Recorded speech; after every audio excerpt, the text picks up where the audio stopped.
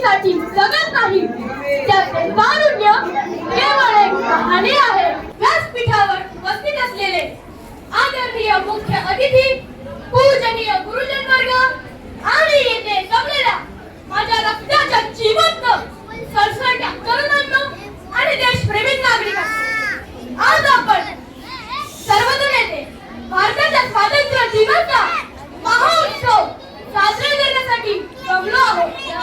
सर्वप्रथम तुम्हा सर्वांना स्वातंत्र्य दिनाच्या रक्ताळलेल्या आणि अभिमानाच्या कोटी कोटी शुभेच्छा. मित्रांनो, 15 ऑगस्ट 1947 हा दिवस म्हणजे केवळ एक तारीख नाही. स्वातंत्र्य हा केवळ जल्लोष उत्सव नाही, तर ती एक पवित्र जबाबदारी आहे. ती 15 ऑगस्टची पहिली पहाट सोपी नव्हती. सैनिकांच्या बलिदानाची पावती होती. हजारो सुपुत्रांच्या रक्ताने आणि त्यागाने सिंचलेला सोन्याचा दिवस म्हणजे 15 ऑगस्ट. आज आपण ज्या मोकळ्या हवेत श्वास घेत आहोत, त्या श्वासाची किंमत आपल्या पूर्वजांनी रक्ताच्या प्रत्येक थेंबाने चुकवली आहे. 150 वर्ष इंग्रजांनी आपल्या पाठीवर चाबकाचे फटके मारले, आपल्याच मातीत आपल्याला गुलाम बनवले. पण जे फळ या जुलमाचा अतिरेक झाला, ते फळ या मातीच्या गर्भातून